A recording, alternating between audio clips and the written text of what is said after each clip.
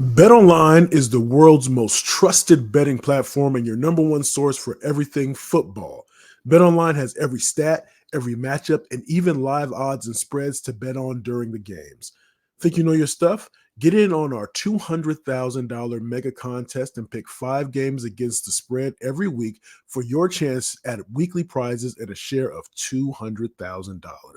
When the game's over, head on over to our online casino and get in on maybe a game of blackjack, or a game of poker, or unwind with one of our over 150 slots games. Head to the website today to get in on the action. Bet online, the game starts here. Welcome to Bleav in the Arizona Cardinals, part of the Bleav Network, joined by former tight end and Super Bowl 33 participant Ed Smith. I am Javon Adams. Be sure to subscribe, comment, rate, and follow this podcast and tell all of your Arizona Cardinals fans and friends to do the same. You can also watch us on Bleav TV around the country, in airports, and on YouTube. Read the top Bleav stories at si.com and follow us across all our Bleav socials. Bleav in the Arizona Cardinals. What is good, my brother Ed Smith? Week one for the Cardinals, anyway, is in the books. What is good? Man, we had a chance to win that one. I think it's going to be kind of like that game was a microcosm of what this season is going to be like. Play hard, right. Just don't have enough talent, can't close out some of these games. But they put the effort in. Like I said, I think we're going to be chopping it up like this a few times this year, though.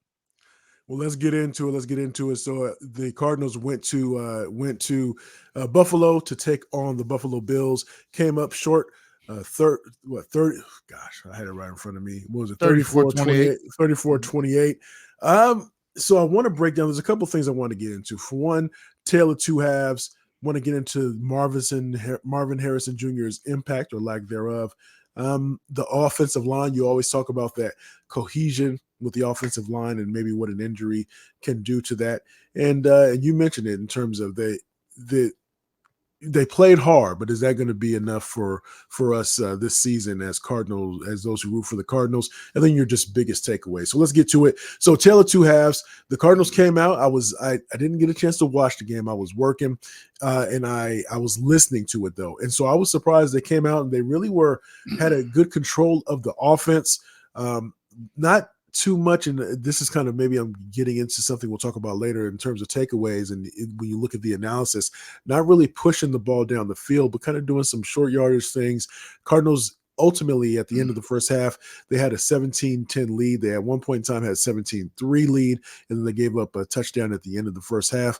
But it was something that you could build some confidence on. But the second half, it was different because the defense for the Cardinals, that's one of the weaknesses that just on the overall, if you look at defense, special teams, and offense, the defense was definitely one of those that group of concern. And so that bore itself to be true without getting a lot of pressures. And I wanted to ask you about blitzes, so don't let me forget that. But ultimately, the Cardinals ended up losing this game even after getting a kick return. Again, tale of two halves. When you think about this game, what stood out about you in terms of that? Was it this is what we can expect with the Cardinals more in what the second half was, or will it ultimately, do you think, as the season progresses, a mixture thereof leading to an inconsistent record? Well, we did the podcast last week with the Bills, cover the Bills, and one of the fears they had was you really don't know what to expect. Nobody, until you see Kyler Murray on the field, you don't know what you're getting. And that was kind of, I think, what happened in the first half. Those guys, you can look at it on tape, but then you get out there on the field, and he's just a lot faster and a lot more elusive than you think. And right. it took the Bills a little bit of time to make the adjustments to kind of corral him. You could tell they were out of sorts in the first half. And I kept thinking to myself, the Cardinals have an opportunity to win this game. It's going to be here in the first half. I felt like they had to build up enough cushion to be able to hold off the Bills, because I expected in the second half Buffalo was going to come out, make some adjustments, and that's exactly what happened. They made some adjustments, kind of figured some things out, and one of our favorite people texted me during the game at halftime. Why does it always seem like the Cardinals, like they have a good first half, but then they don't hold off in the second half. My response was part of it is because of the talent level. Okay. We just like it's almost like we don't have enough bullets in the gun to finish the fight. We're very our depth chart is as far as once you get to our twos, you're taking a dip real far. And the fact that we don't have any superstars other than the Buda Baker on the defensive side, you can't call Zayvon Collins, I don't think, a superstar or Jalen anybody in Thompson like is pretty game. good though. Okay, well, I'm saying But one I or get two. you though. Yeah, you know what I'm saying. So it's like once we we do our best, we fight hard, but then in the end, talent just wins out at that level. And you can scheme sometime to win games. I think I even mentioned that the other day. We could scheme our way to a win. You're not if the schemes are both equal, it eventually all comes down to talent. And you saw on the other side of the ball, they just had more talent than we did. And in the second half, things started to kind of roll that way. And Buffalo got control of the game. And once they got the lead, it was almost like, okay, now what do we do? I just didn't think we had enough, like I said, firepower to come back and take. Once we lost control of the game, that was pretty much it. And Buffalo, to their credit, they didn't panic because down 17-3, we saw some panic over in Cincinnati and a couple other spots, even Atlanta, stuff like that. They didn't panic. They stayed with their game plan, eventually started to get control, feel more comfortable, and Cardinals put up a fight. They really did. Doesn't look like it because of how, like I said, Buffalo snatched it away from them, and we didn't have that counter punch in the end. But like I said, that was for me was the surprise was that we had a 17-3 lead at one point. Mm-hmm. And I'm not surprised that they couldn't hold that lead throughout the game. It was like I said, this is going to be kind of the way the season goes for the Cardinals. Now, when we have teams that are equal or less talented than us, which will be a team or two, I think you're going to see the Cardinals shine a little bit. But going over to Buffalo, you hate to talk about those what they call them trap. when you should be happy that you went over and played this moral victories. I mean, you hate to, it's a moral victory to a certain degree, but they will have a lot of good to look at this film. It is a game, though, that you wish you could have came away with one of those surprise W's because they did have an opportunity, obviously being up 17-3. Like I said, we just didn't have enough to hold off Buffalo in the end, though. So let's get into that a little bit. So I mentioned wanted to talk about Marvin Harrison. So loaded question, of course, but who had more receiving yards, Trey McBride or Marvin Harrison Jr.? And that would be and that would be Trey McBride. And here's the thing. And you say, well, what's the big deal? Did McBride have 80 and Harrison have 75? No, it was 30 yards receiving for Trey McBride, and it was for Marvin Harrison 4 yards, and he was targeted all of 3 times. And this is one of the things that when they got him, you're drafting a Marvin Harrison Jr. because he can be a game changer, right? He's going to be the one that can tilt the game kind of on its side or on whatever the correct term is there. And when you only target him 3 times and you're not pushing the field to try to at least get the defense to think differently, to react to you, I think that puts yourself at a disadvantage. And so correct me when I say this, is it the fault of the quarterback and offensive coordinator that they didn't do this more, or does it fall on one, or is it evenly shared, the blame, or can you put it on one person over the other when it comes to not really getting Marvin Harrison Jr. involved? I'll ask you a question. How many snaps did Kyler Murray play in the preseason? 0. Okay. They played a bunch of these practices and so joint practices and stuff like that. Those do not simulate what it's going to be like. Remember I talked to you about the difference in simulated practices. They're still scripted versus playing in the preseason. We're out there against the other team, other color, actually running routes. Down the distances are different. Penalties can take a play away, push you back. You got packages in and out, the whole 9 yards. You have to look at this game and say, what do I continue to preach, Jay? The first month of the season is going to be like preseason because these guys are literally just getting in there for the first time. And Right. imagine this. Marvin Harris, what he's seen in practice when, like I said, it's been so scripted and everything, Hmm. and they can blow the whistle at any time, bring him on over and correct something, walk on the field. Well, you want to get to this depth. You were a little short on that one. Or, you can't let him jam you like that off the ball. Now, all of a sudden, all those training wheels and everything are off. You get out there on the field, you got DBs up in your grill, jamming you up, and he hasn't seen this yet. Not at this, I don't care how you script these practices, even preseason compared to regular season is a jump. Well, he skipped a jump. He went from practice, him and Murray went from practicing in these, joint practice. They skipped all of preseason, didn't even do that. Don't forget that Kyler Murray had all the wide receivers come out to Cali and he worked out with them. So doesn't that? That's even better. He playing against imaginary defenders. That's even better to get your timing right.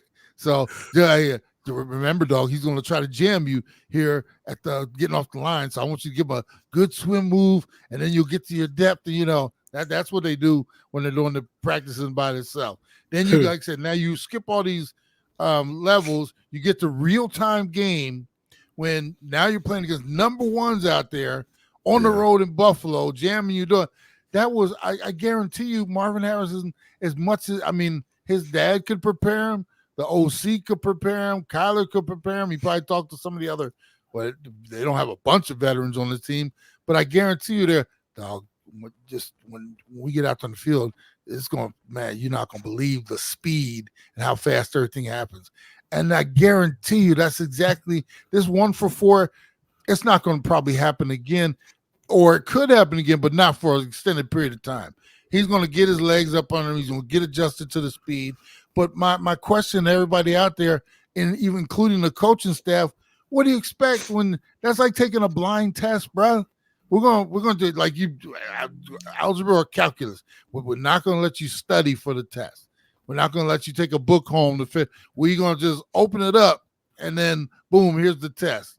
And that's exactly what they do to hamstring these athletes now, when he's a veteran, like say 3 or 4 years in the league, it won't be as important to take those reps. I will emphasize this too. Take those reps with your number one quarterback. Like Marvin Harrison had a couple snaps. He didn't do anything with Kyler Murray. So, the blame for me goes to everybody because the coaching staff should have realized this. We got a young wide receiver. We got a quarterback coming back from half a season of injury. We should probably get these guys more reps in the games to prepare them so it doesn't look like a preseason game, which it's going to look like for the next 2 or 3 weeks before they all get their timing down, legs under them, et cetera, et cetera, et cetera. So this, to me, this performance by Marvin was a product of the environment that they created, and you can blame everybody. I said, everybody, you can't blame a player for not being able to play with the dudes he's supposed to play with because that's how they worked it out. So Marvin, they'll figure this out. It's just going to take a little more time, and it's sad that you have to do it on the regular season when you have the opportunity to do it during the preseason. So it is what it is at this point. Bleav in the Arizona Cardinals. He's Ed Smith. I'm Javon Adams. We do this thing now twice a week, Mondays and Thursdays. Monday, we look back on the game that just completed. And then Thursday, we look ahead to the next opponent. That next opponent, of course, will be the Los Angeles Rams that will be coming in. And I'll actually be at that game. So I'll be up in the nosebleeds, but I'll be at that game. So we talked about the tale of two halves. Marvin Harrison, no impact. Now, before I get to talking about the offensive line, what I am concerned about is the overcorrection. So instead of him being targeted, 3 times, that all of a sudden he's going to be targeted 12 times because I'm not necessarily saying that's a bad thing, but if it gets to the point where you're doing it out of the flow of what the offense is supposed to be like, then that could be an issue. Does that concern you? If that's the route they go, you hope that they just make some corrections because today's the big film day. They'll get in there. Marvin, I'm sure his head was spinning because he used to, that's what happens to some of these young wide receivers.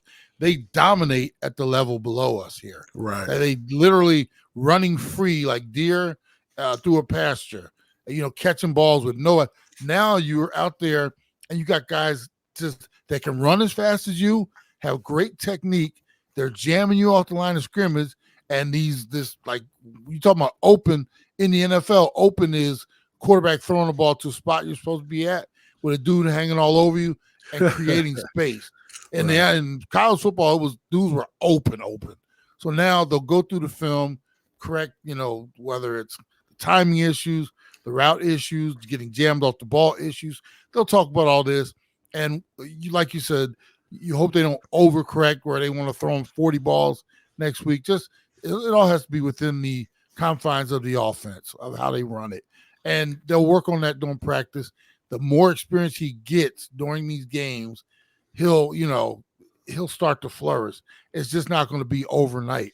And that's why a lot of times they talk about how wide receivers, because you think it's just running routes. No, they've got so many things running through their minds, Jay, route corrections. Like Right. say if they audible or if there's a blitz or something like that, and you become the hot man. There are so many things that these guys have to learn, and it takes time. And he will be fine.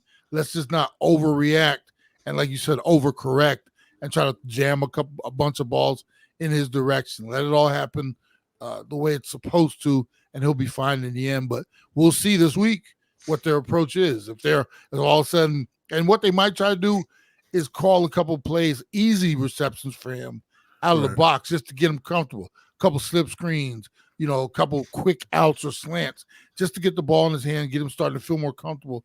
That I would like to see. But if all of a sudden now every ball is going in his direction, just because, that's not what you want to see.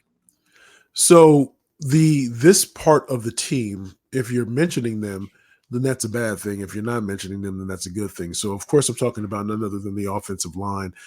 If we're looking at just in terms of what passing yards, the Cardinals really were lackluster when it came to passing yards. What was it? Let's see, total passing was 100. Yeah, 100. Yeah, 160. What'd you say there? 162. 162. When it comes to rushing attempts, they had 25 rushing attempts for a total of 124 rushing yards. Penalties not so bad. 5 for 31. Turnovers, 1 turnover for each team. There was a lost fumble. That was that strip sack that was against Kyler Murray. But the reason I'm mentioning some of these numbers is in the first half, again, we talked about the tale of two halves. Right around, I want to say it was the second quarter, I want to say that Jonah Williams on the offensive line ended up going out, did not come back. So I'm sure that he'll be getting some imaging done or whatever the case may be to see how long he's going to be out, because from listening to the broadcast, it looked like something that could be where you're out for multiple weeks. But then the backup comes in. And so every team, when you're building those playoff contenders or even those championship contenders, you need to have depth at as many positions as possible.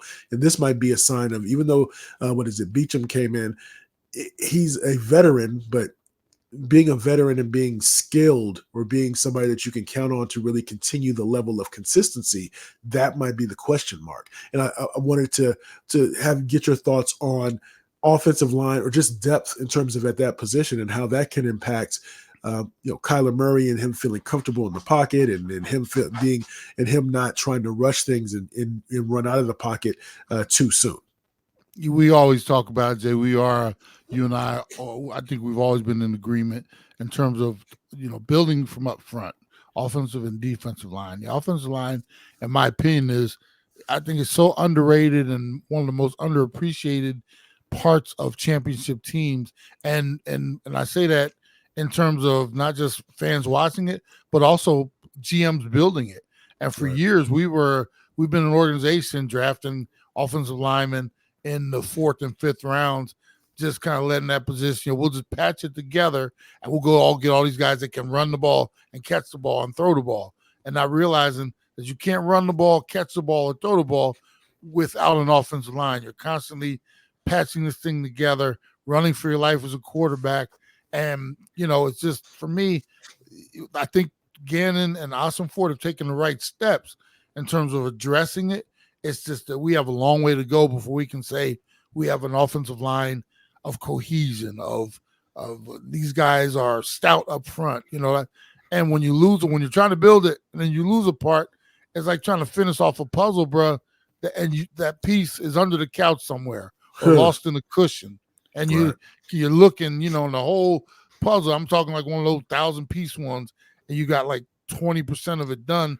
All you need for this particular part is that one piece, and you're sifting through everything, not realizing that it's lost. And that's what happens when the injury happens, when you're trying to build it. Now you're trying to finish that little spot off, and you can't figure it out. So this is going to, when you get a unit that you think is going to be good together, you want them playing multiple weeks together in succession, leading into next year. And you can say, I love, and I don't know how it happens. I think it's a lot of luck. And I can't even tell you what, when you hear of like a team where their whole offensive line took every snap the year before. I'm like, how the heck does that happen with all that going on down there and fighting? And, and you might have a guy who misses a snap or two, but for the most part, they started every game together. And what that leads to is these dudes I talk about all the time, they got to know when one of them has a bad stomach. I mean, they know that much about each other, and they work together and can finish each other's blocks, and just like good couples finish each other's sentences, that type of thing. And like I said, this early in the season, when you lose one, all that does is make it that much tougher to continue on the path of one day we're going to have a great offensive line here. So now the thing is, we have to find out how long he's going to be out. As you mentioned, we throw a veteran in there, but that veteran is like a Band-Aid, beats some, good, solid player, but I don't know if he's necessarily the future of that great offensive line we're talking about. So until we get that other piece back, we're just going to be, waiting, and you hope it doesn't sideline the beginning part of the season, but it can, because, we saw it a couple times yesterday, especially late in the game, once the Bills started getting after Kyler, that, duck and chuck, bro. I mean, he's not seeing it down the field. Things are happening around him. He was loose with the ball in the pocket. That's why we got the fumble and different things. So if he's going to stay in that pocket, now it was a mix. He stayed in the pocket, I think, too much in the second half. In the first half, he was getting out of there, and he was causing problems. For whatever reason, I don't know whether Buffalo figured some things out, as we always talk about, started containing more, or if Kyler made a concerted effort to stay in the pocket more, it wasn't good. And with that being said, he either wasn't comfortable or he was trying to stay in there. I think it has to be a mix with him. He's got to be ready to get out of there when necessary, but not too soon. But he didn't look comfortable, and part of that is because the offensive line was missing a piece, and maybe they were off a little bit. But it's going to, moving forward, that doesn't get any easier. Now, like I said, you got to figure out how to play without one of your pieces, and then, try to protect him, make him comfortable, and still improve. But like I said, it's going to be long for this to happen in game one, which, you can't call it. Like I said, that's just the nature of football. To happen this early just throws us off track a little bit. We'll have to see how they address this moving forward, though. Bleav in the Arizona Cardinals 2 times a week, Monday and Thursday. Monday, we look back on the game that just took place, and Thursday, we look ahead to the next opponent. So last season, the Cardinals were 4-13. 4-13, and you would have thought that they were on the edge of making the playoffs, or had just made the playoffs as that final wild card, because, and you and I mentioned this, we were a part of that, and they're playing hard. They're trying to build this thing from the ground up again. The new regime having just come in, and they're going to tear it down and build it back up. If there are more of these 34-28 type games, are you okay with the moral victories in that sense? They played hard, but they lost. They played hard, but they lost. I'm thinking that's no, because, I was listening to radio on the way coming back before we jumped on this morning, and this will be the third year of really bad football for them if this trend continues. This will be the second year of this new regime, but suffice it to say, the fan base will be getting very fed up with a lack of growth, a lack of competition, a lack of something to be proud about. So, do you moral victories, playing hard, and being able to give them a gold star, is that going to cut it this year? My question is, what is the alternative, Jay, when you honestly just don't have the talent of other teams to match up? Here's our dilemma. Would you want a team with no talent but not giving you anything as far as effort? Or would you rather have a team with less talent, but you can tell they're out there grinding? And that's kind of what we're going to have to look at. What happens with a season, a team like this, and we saw it a few years ago. We had a horrible, head coach, quarterback. It was all just bad. And we used to talk about all the time how those dudes are just not giving any effort. And so you stink and you're not playing hard. Yeah. And the problem with what the Cardinals have done, Real quick, conversely, you could be like Cleveland, because Cleveland, good Lord, all the talent in the world. They got all the talent in the world, and they quarter the head of the snake is the one that is, my goodness. Go ahead. Yeah. So, with the Cardinals, they stripped it down to the bone. They went all the way down to, there was no meat. There was no white meat. There was no dark meat. There was nothing. They took it all off the bone. Yeah. And what we haven't done, they haven't gone out and spent a ton of money on like high-end free agents to get in here to restock the refrigerator and things like that. They said, we're going to do this organically. And that's through the draft, through some mid-level free agents, but we want the right kind of guy in here, right? All right, well, we got the right kind of guy, but those right kind of guys are not what you call, like, for the average fan, you give us 3 or 4 players. Okay, after that 4th, 5th player, okay, now name our starting the edge rusher. Name this. We'd have no clue. We got a few guys on the team we can name. We don't. What I'm trying to say is we don't have a lot of talent here, and for me, I'm looking deeper because I don't expect to win a whole bunch of games this year, but I expect the guys to be out there playing hard as if they can win. And that would, for me, would be a better sight than, not, just, instead of 34-28, 34-10, or 42-20 or whatever it is. These guys went out and they played hard. And as I've mentioned several times leading in this, we're going to see a lot of this season. And it's not going to be because they're not out there fighting. The coaches aren't making adjustments. That's the other thing we need to talk about, Jay. Yeah. We're going to keep our eye on. The coaching staff has gotten, and they've done a decent job, so far, but ready to make those in-game, series to series, not game to game, but series to series adjustments, halftime, whatever it is. We have to keep an eye on that too, because it's just not the players. It just takes coaches out there doing their job as well, which so far, like I said, the fact that we were up 17-3 on the road in Buffalo, and had a chance to win that game win that game because they got that really great field position and they got the field position that put them at the 40 that gave them an opportunity to try to drive. They had the kick return for a touchdown. So so to your point, there's some positive things there, but it's trying to get it to curl. Curl. Well, anybody who wore Jericho will tell you they need that good. What's that stuff? The reactor. They need that good reactor, bro. You just don't throw water on it. You got that good stuff. And we, like I said, we just don't have that right now. We just splashing some water on it and shaking it around, trying to get a curl. We gotta, eventually we'll get that good reactor, but right now we just don't have it. And for me, hey, that brother, hey, when you just put water on that curl, lasts about an hour, bro, and then all of a sudden it dry out. And what happened to your curl, bro? Gotta go get some more water. Oh man, you're a fool. You're a fool. So, biggest takeaways from this game. I think for me, if I start first, they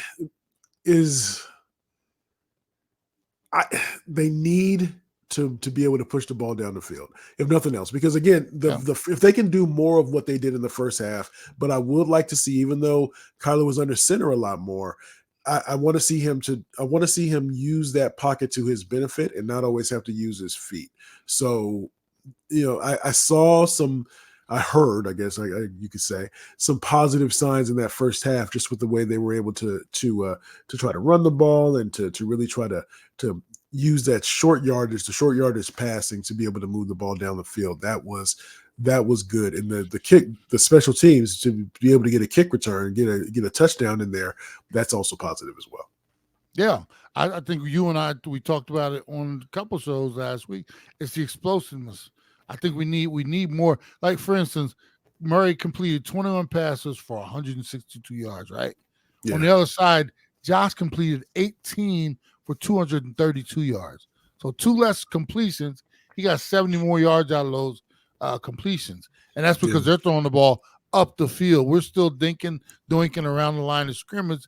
And for me, we were asked the other day when we did the show, the crossover, how can the Cardinals win this game? What did I say? You got to be more aggressive. You got to be aggressive, throw the ball up the field. We can't continue to go horizontal side. And so for me, this was another sad tale of we're not taking advantage of the weapons that we have. And we should be more dynamic. Ball should be going up the field more. They should be moved. Here's the problem. Cardinals at some point have to realize they got a short quarterback. Somebody has to tell them they have a short quarterback. And when they finally realize they have a short quarterback, what you do is you start moving the pocket more. You start getting him on the run, rolling out to the right, rolling out to the left. It shortens, it takes away half the field. What you call that? The Drew Brees standing on your tippy toes and stretching that neck. Yeah, but I don't know if he even stand on his tippy toes. I don't know if he can see as high up over the line as Drew. But what'll happen though, if you move the pocket, now it's like you're playing outside of the forest. You're on the edge of the forest. Outside, things become a little clearer. You can see, and he can push the ball down the field. You're only working with half the field, 3/4 of it sometimes because you're on the move, but you're creating lanes for him, and they just haven't gotten that through their skulls yet in terms of we have a short quarterback. We might have to adjust how we play with the short quarterback. So that's one of the things I'm going to continue to look for. We got to start getting him on the move, where he's on the move, and if nothing's there, he goes and picks up 5, 7, maybe breaks one long one. But we have to start creating lanes for him to be able to see down the field. He's got a great arm with great touch. We just have to use it. This stuff, throwing the ball sideline to sideline, is just not going to do it. So once again, for me, just as you said, we got to be more explosive. We got to do more than just tossing the ball, out to the right, out to the left. And the other thing, my last thing, once again, with James Conner, man, I'm telling you, he ran the ball 15. No, let me see. He rushed 16 times for 50 yards. There was a few of them, bro. Those 16 reads where he's trying to get outside, and he's not getting full speed till he's eventually trying to get to the corner. By then, pursuit is all over him. If you're going to put Murray on the center, let's get James 7 yards deep and go downhill, let him pick a hole or two and go.